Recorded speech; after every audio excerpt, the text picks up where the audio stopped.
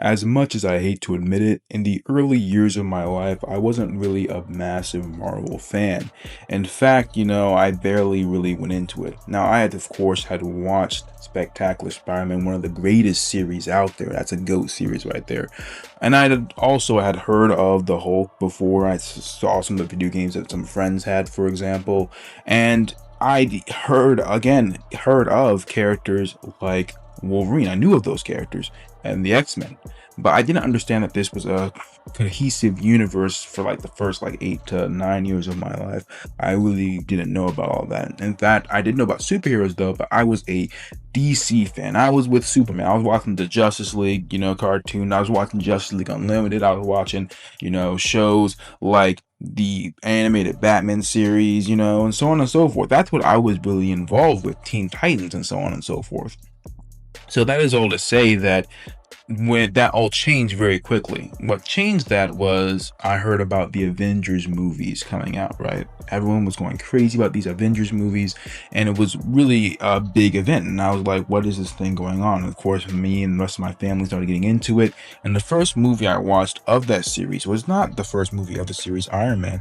Instead, the first series I watched of that was Thor. Thor God of Thunder, the 2011 movie starring Chris Hemsworth.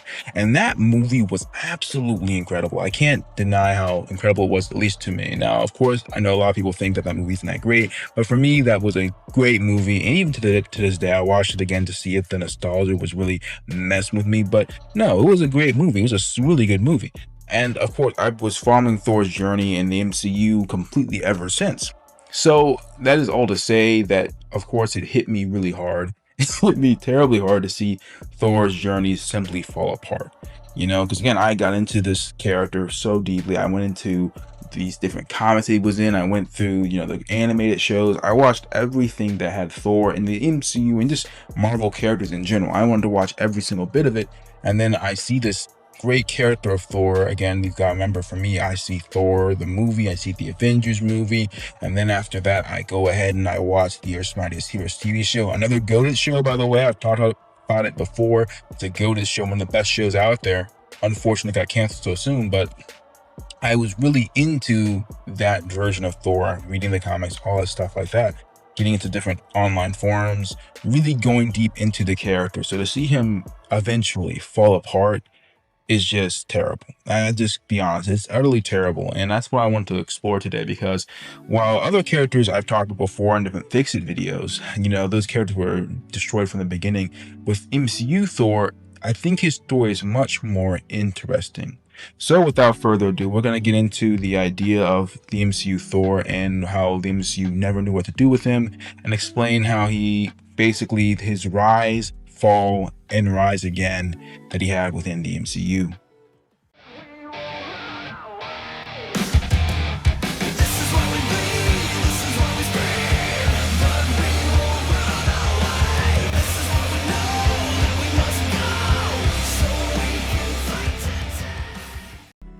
Welcome back, Tiger Pack. It's your boy Black Tiger Talks. Here to talk about, of course, MCU Thor. And the first thing that MCU Thor has wrong with him, when you look at the different movies, is that, again, they didn't know what to do with the character. They just didn't understand his character itself. The second thing you look at it, they didn't understand the world that he was in. They didn't understand how to utilize that world. So poor world utilization. And the third part was just poor character utilization. By that, I mean as far as side characters. A very poor utilization of different side characters when they weren't fleshed out. So they didn't develop the side characters.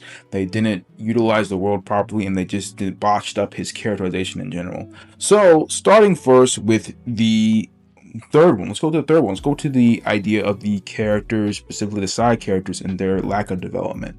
Now, the issue with those characters and the lack of development that they have is that exactly that they're just surface level characters. They were barely created, barely used, and on top of that, they didn't even go into some of the bigger Thor characters, at least the bigger Thor side characters. When you look at Thor and his side characters, you have several major characters that are involved there that almost anyone who's into Thor fans at all, who's been into the comics, or even people who just simply watch the cartoons, know about Thor. And those characters are, of course, Sif and the Warriors 3. Those are the main characters there. But there were other tertiary side characters that are very important, of course. He obviously got mentioned Odin.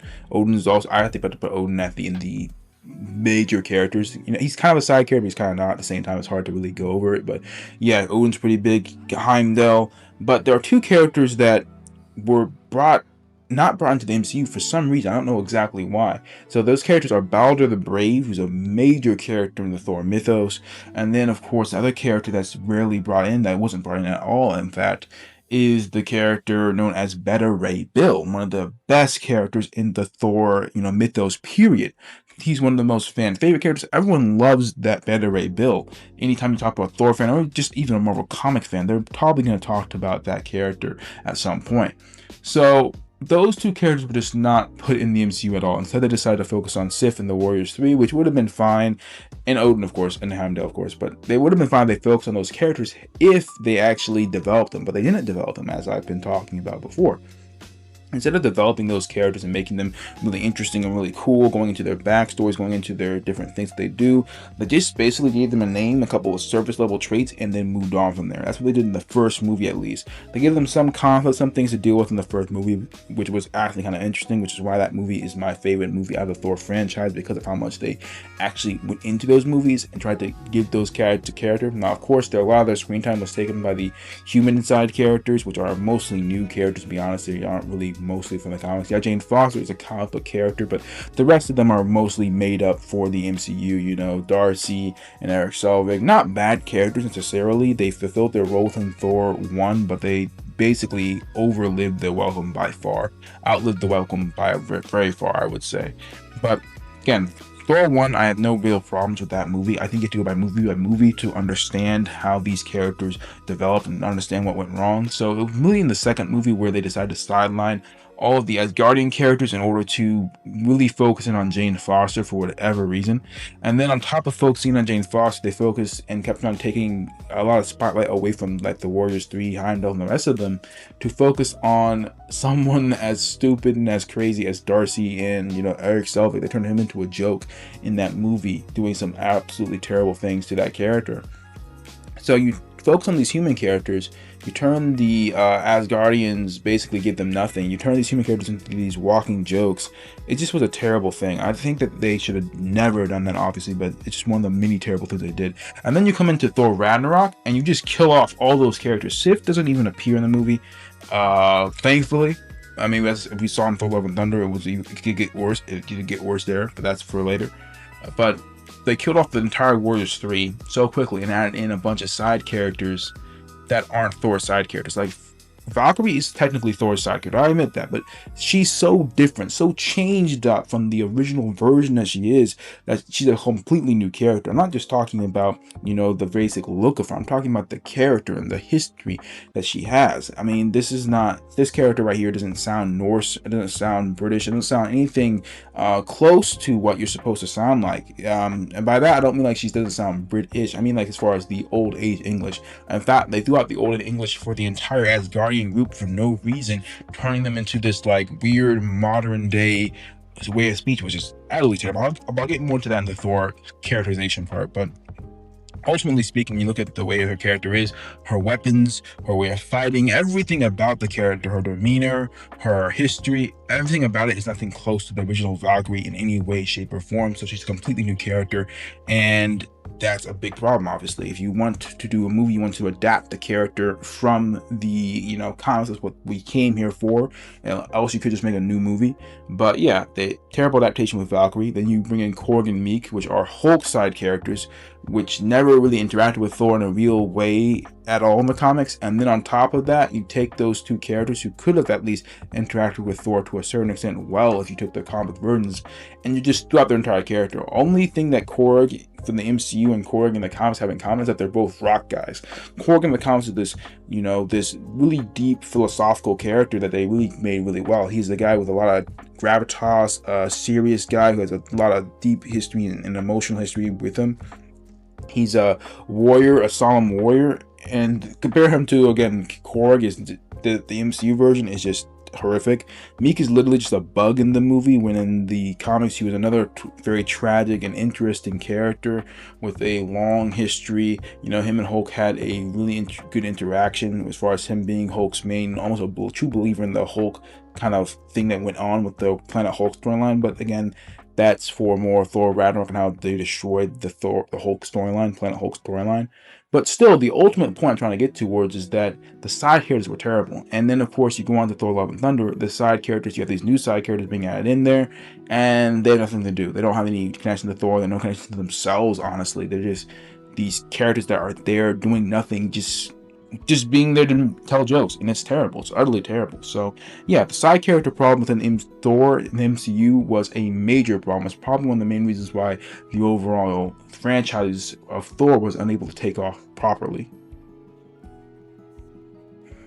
The second character problem that you have when it comes to Thor, and the second major issue when it comes to those franchise that movies, we're gonna go over, and after you go to the first one, actually, we're gonna go over talk about the characterization now, because I just don't want to waste time by not talking about it yet. And that the reason why I want to talk about the characterization and how major this is that they just didn't know what to do with it. It's one of the biggest problems with Thor, period. Now, some people will say that this characterization problem started in Thor Ragnarok, or sorry, Thor Love and Thunder, but that's not actually true at all. The characterization problem started really early on. And the reason why is they didn't understand what Thor was as a character, or rather, they didn't understand how to use a character like Thor. So let me explain. Character like Thor is a paragon of virtue. Very similar to Superman, which I've talked about before. I've talked a lot about Superman being a character, a paragon of virtue character.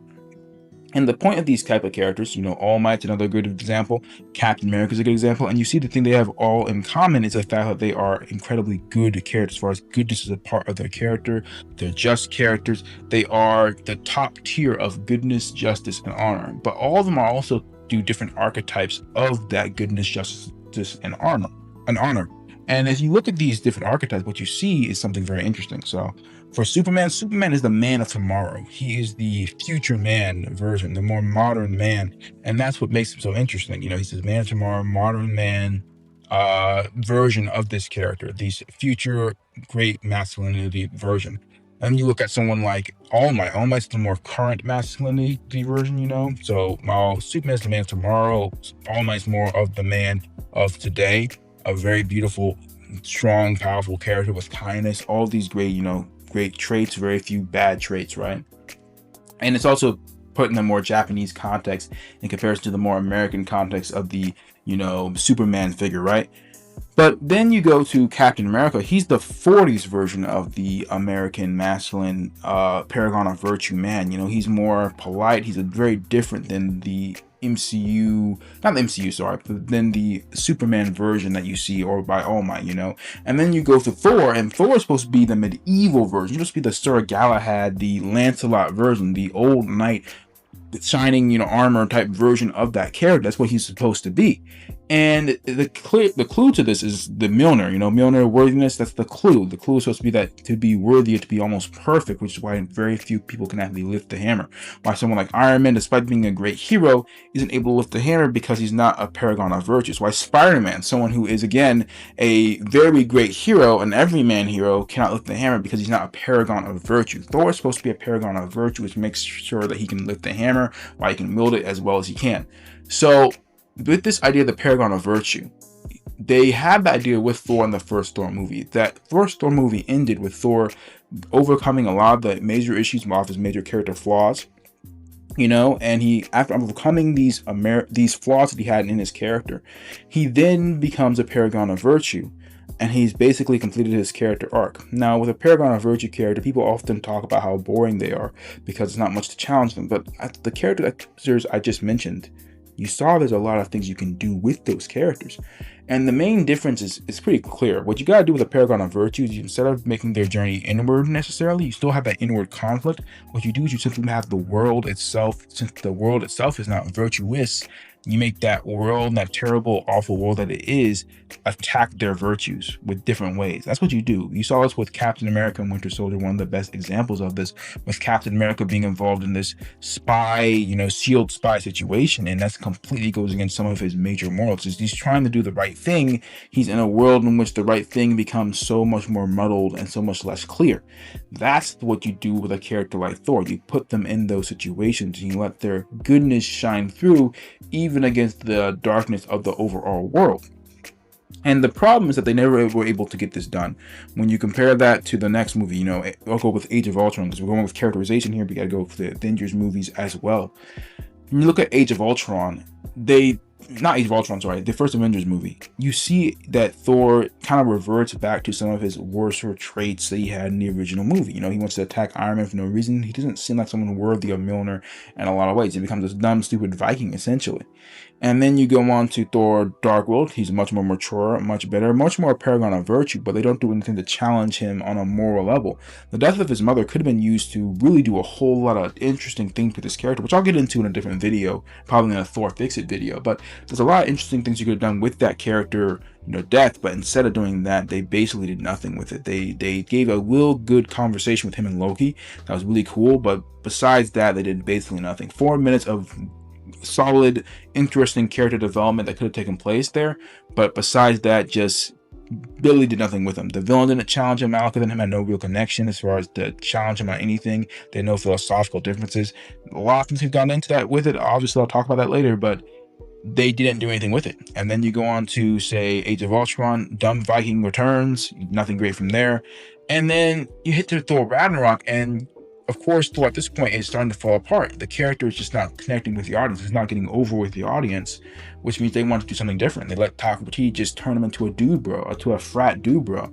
And they try to fix this a little bit inside of, Infinity War and Endgame. They try to give him some more character, some more gravitas, trying to make the frat dude bro thing not his actual character, but a persona he's putting on to deal with the pain that he's dealing with, to deal with the trauma he's dealing with, which was an interesting idea. Not Thor, by the way. It's not a Thor character, but it's still an interesting idea for a character.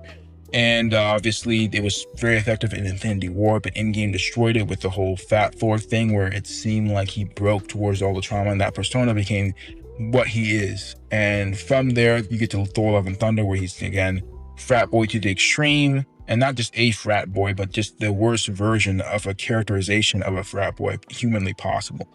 And there you go, like, Thor's completely destroyed now, and it's hard to get that paragon of virtue back. Honestly, this version of Thor that they have right now shouldn't be worthy of Mjolnir. There's no way he should be able to lift Mjolnir, no reason why he should be able to even budget even slightly. He just is not a worthy character anymore, because he's abandoned all the major virtues that he was supposed to have. Instead of having these major virtues, instead of doing anything like that, he instead is just a guy who abandons all of that and just goes for his own self-aggrandization, which is terrible. Utterly awful. But that's basically what they did with the character. They ruined his actual human character. But before we get on to the next part of the video, the final part, I want to just say thank you guys for watching the video. Like the video, give it, subscribe down below, comment down below, all those different things, because those help the YouTube algorithm push my video, helps things go on and whatnot. And I just want to thank you guys all in advance, because I do all this because I just want to basically get my voice out there, just talk about things. I like talking about these superheroes. And it's nice, really cool to see, 100 or even like 200 people, or even honestly 50 people listening to me talk about superheroes. It just does all the world for me. So I just want to thank you guys for all that. And basically, with that out the way, let's go on to the third major thing that wrong with Thor's character. So the third thing I talked about earlier was the world utilization. And the problem with Thor's world utilization within his movies is that they haven't utilized it at all. There are 9 realms that he could be using. Of course, the comic book users and comic book readers know now there are 10 realms actually out there within the Marvel universe. That's a new thing, but originally there at least 9 realms that to be used, and we've only seen like 3 of them, and barely even seen all 3. Honestly, we've barely seen any of them, to be honest with you. We focus on Midgard, which Midgard's just Earth. There's nothing unique about it. It's just Earth, nothing to do with that. Let's be honest, it's not that interesting. We should not have a 9 realms and focus solely on Earth. That's stupid. Let's be honest about that.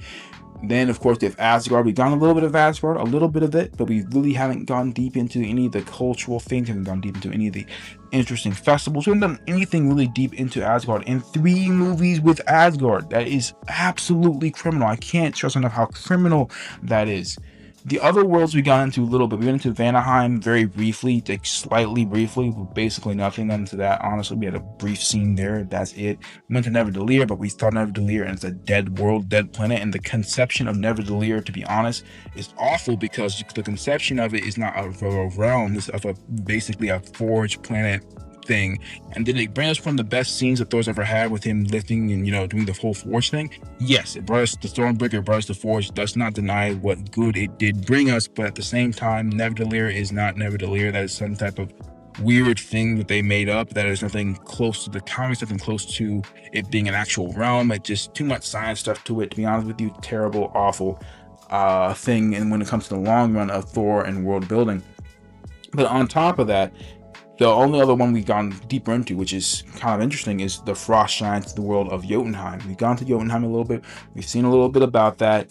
But again, we barely went into it. I think we should have gone deeper into those topics of Jotunheim and so on and so forth. But just to talk about how badly the realms have been utilized, there are supposed to be other races besides just, Thor's, himself. Besides the Asgardians and Midgardians and Jotuns, there's supposed to be a lot of other races around. There's supposed to be elves out there. There's supposed to be the dwarves. We saw one dwarf. The rest of the dwarves are killed, which is just stupid. Let's be honest. Like, world building wise, long term, it's stupid. It's a good little moment to like scare people, to make them go, "Oh, Thanos is really powerful." But at the same time, you just like broke your world building long term. So that's just how that goes. But when you compare that again to what other races there are, that you have the Dark Elves. I'll admit that they went to Dark Elves a little bit. That was kind of interesting, but again, didn't go deep enough into it. Didn't go deep enough into why the Dark Elves are the way they are. They just made a bunch of random goons for the most part. Nothing really interesting there. Could have gone way deeper into that. I'll talk about that in the Thor Fix It video later, which is coming. Believe me, it's coming. But that will be a video I'll talk about more deeper there. But there are other guys like the Light Elves. There are, these troll creatures that are there. There are other creatures that you could have gone into. I mean, that's the thing. You barely knew that trolls existed, as far as they were mentioned offhandedly here and there. But some of Thor's greatest villains, like you look, the troll is a troll. Like, there's a lot of different things you could have done there, but they basically don't exist, which is utterly terrible. So yeah, when it comes to the realms utilization of the different realms, they haven't utilized them at all. We haven't utilized the fact that Thor can travel in between realms. We haven't seen any of this stuff. Instead of that, we focus on just stupid things. And this, of course, is a movie-by-movie basis.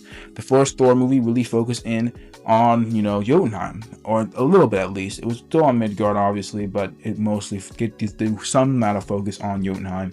You compare it to Thor Dark World, they get some folks on Svartalheim, but again, Midgard pops up its ugly head and starts getting in the way of things there. You go to Ragnarok. Ragnarok just said, we're not going to deal with anything with the Nine Realms. We're going to for some reason, go to Sakaar, which is, again, a Thor. That's not a Thor storyline. That's a Hulk storyline.